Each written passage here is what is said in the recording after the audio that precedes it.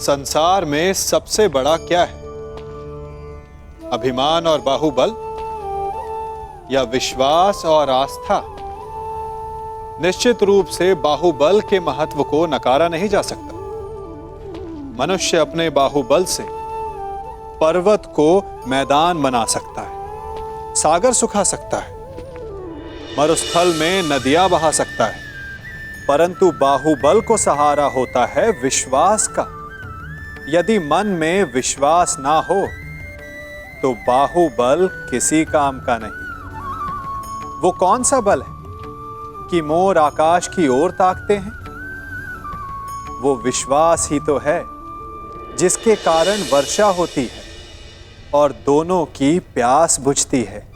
परंतु जब पाप के बाहुबल का सामना धर्म के विश्वास से होता है तो बाहुबल हार जाता है और जीतता है विश्वास। विजय होती है आस्था की। यदि आप सत्य के मार्ग पर चल रहे हैं और आप अपने इष्ट में आस्था रखते हैं तो किसी भी पापी का बल आपका कुछ नहीं बिगाड़ सकता।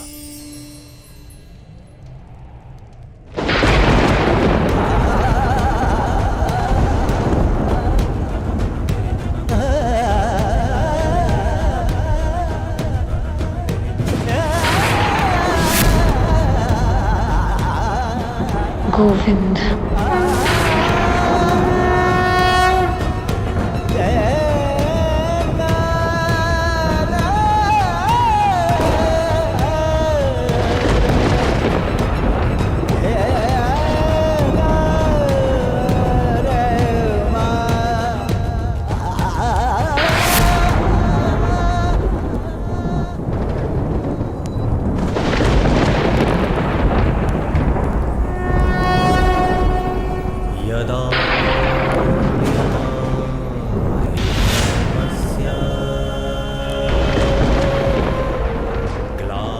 इस चीर के हर धागे का ऋण 100 गुना करके चुकाएगा तुम्हारा ये सखा।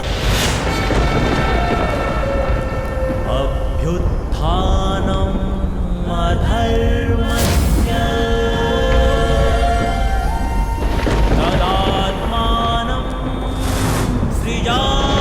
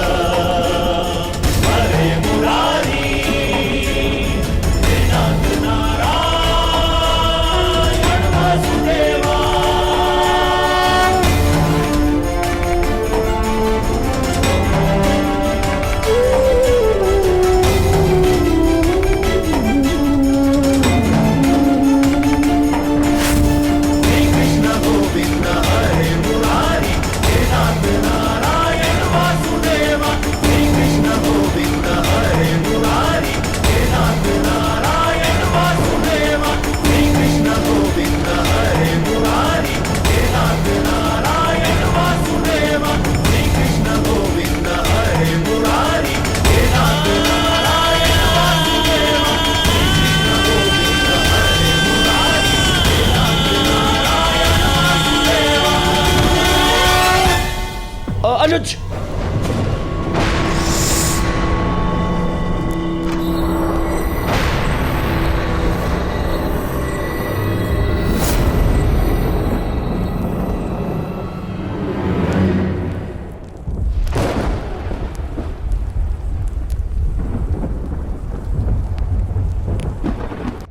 द्रौपदी,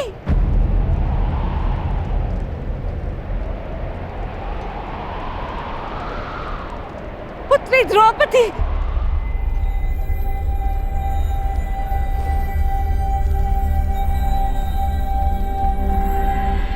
ये क्या अनर्थ हो रहा है सभा में?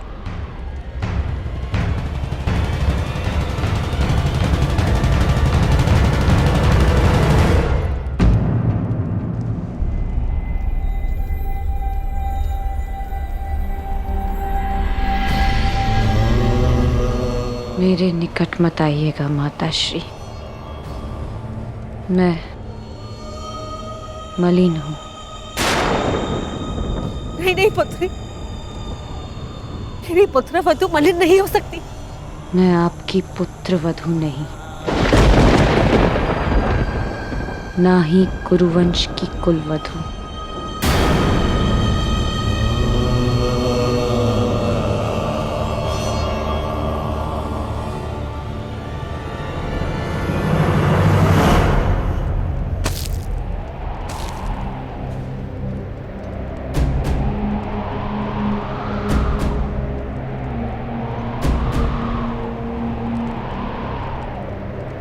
और ना ही आपके पुत्रों की पत्नी।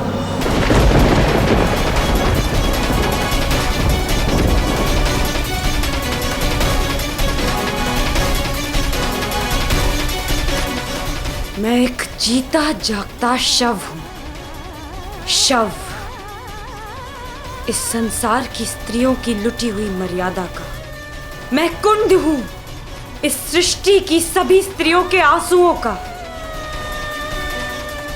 आज मैं अग्नि नहीं, आज मैं अग्नि सुता नहीं, स्वयं अग्नि हूं। इस मूक मौन सभा के शमशान में जलते हुए नारी के मान के चिता की अग्नि हूं मैं, जो सब कुछ भस्म कर देगी, सब कुछ नाश कर देगी।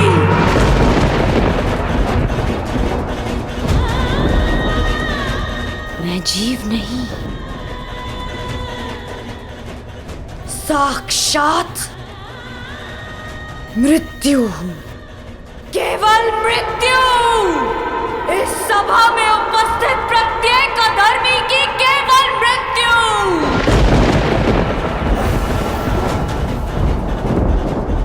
जो इस नग्न सभा में विनाश का नग्न नृत्य करेगी, जो सभा मेरा अपमान देखकर मौन रही, वो सदा के लिए मौन रह जाएगी।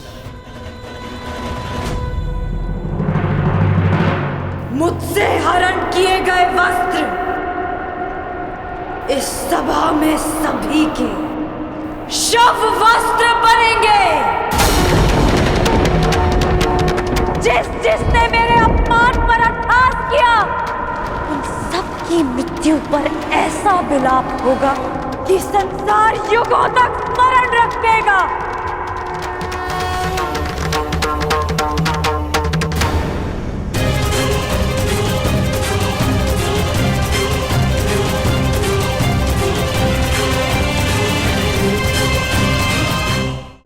मैं याज्ञसेनी श्राप देती हूँ इस सभा को। नहीं पुत्री, इन्हें श्राप मत दो। अपनी ज्येष्ठ माता की बात सुन लो। क्यों सुनूं मैं किसी की? क्यों? जब मेरी चीत्कार किसी ने नहीं सुनी तो फिर क्यों? क्षमा कर दो पुत्री। मेरा श्राप ही क्षमा है महारानी, क्योंकि यदि दंड दिया तो इसी जीवन के प्रत्येक क्षण में नर्क का अनुभव होगा इन्हें।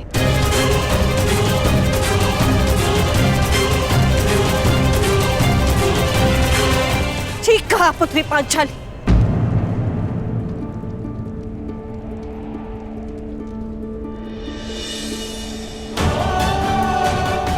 इन सबको जीवन के हर पल नर्क का अनुभव होना चाहिए।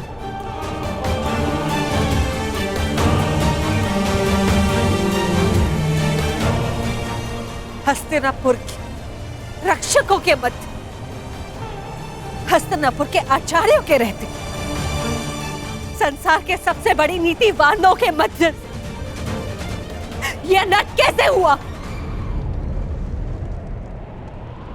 मैं आपसे पूछती महामंत्री, हस्तिनापुर में अंधे युग का प्रारंभ कैसे हुआ?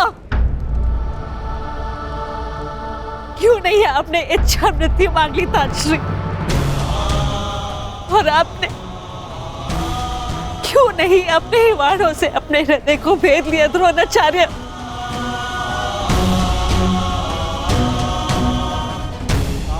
आज तुम्हारे मौन रहने के कारण देवताओं पर से विश्वास उठ चुका है मेरा। कैसे होने दिया ये अपमान? कैसे बन गए इनके दास? कैसे?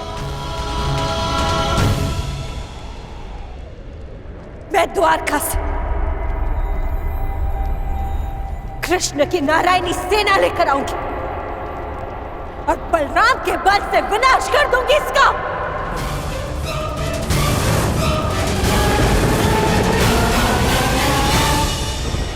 सुन रहे हैं आप महाराज? सुनाई तो दे रही है ना आपको? हस्तिनापुर की ओर बढ़ रही इस विनाश के पश्चात अपने आंखों पर पट्टी बांधते समय मैंने ये नहीं सोचा था कि एक दिन ऐसा भी आएगा, आप अपने मन की आंखों पर पट्टी बांध लेंगे। अगर थोड़ी सी भी लज्जा शेष है आप में तो कुछ कीजिए, इस ज्वालामुखी को फटने से रोक लीजिए महाराज। आज निश्चित रूप से ही हस्तिनापुर लज्जित हुआ है। पांचाली पुत्री, मैं तुम्हें वर देता हूं, तुम जो चाहोगी वैसा ही होगा। क्या चाहती हो पुत्री? मांगो, मेरा वचन है तुम्हें। एक स्त्री के लिए उसका मान सबसे बड़ा होता है, और इस सभा में पहले उससे उसका सब कुछ छीन लिया और अब ये प्रस्ताव रख रहे हैं कि जो वर मांगोगी मांग लो। अब मैं मांगूंगी नहीं, दूंगी, श्राप दूंगी। मैं याज्ञसेनी इस गुरुकुल को श्राप देती हूँ कि क्षमा करो,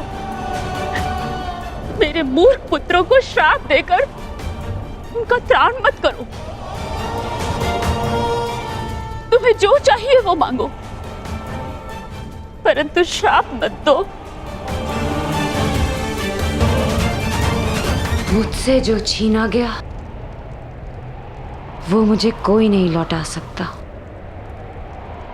परंतु इस अधर्मी खेल में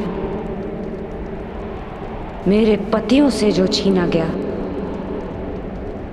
वो उन्हें लौटा दीजिए।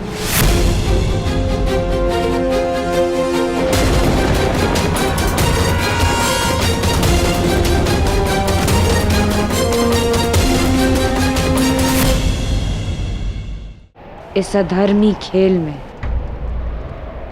उनसे उनका बल छीना गया, शस्त्र छीने गए, उनका राज्य छीना गया। उन्हें उनका बल, उनका मान, उनके शस्त्र और उनका हारा हुआ राज्य लौटा दीजिए।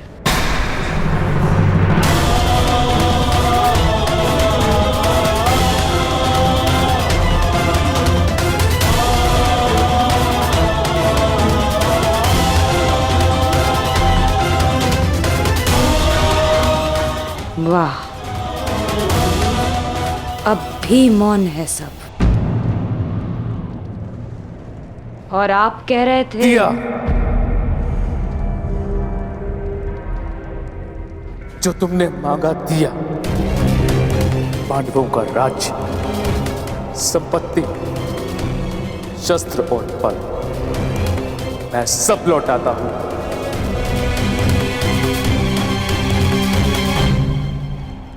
हे पिताश्री, मेरी जीती हुई संपत्ति को लौटाने का अधिकार आपको नहीं है पिताश्री। मैंने इस युद्ध में जो भी जीता है वो अपने बल पर जीता है, अपने।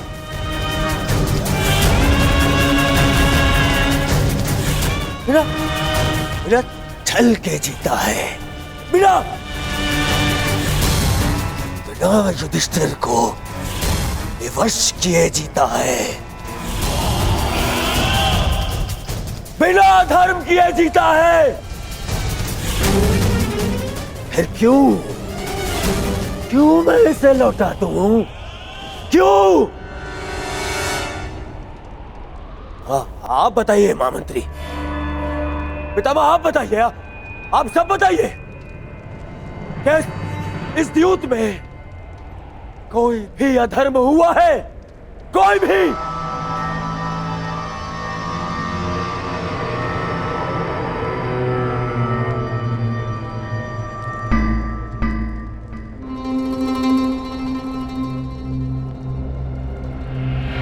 फिर से मौन हो गए सब। अधर्म सामने खड़ा होके पूछ रहा है कि उसने क्या अधर्म किया, और सब फिर से मौन। इस सभा में इतना सब कुछ हो जाने के बाद भी आप सब मौन है।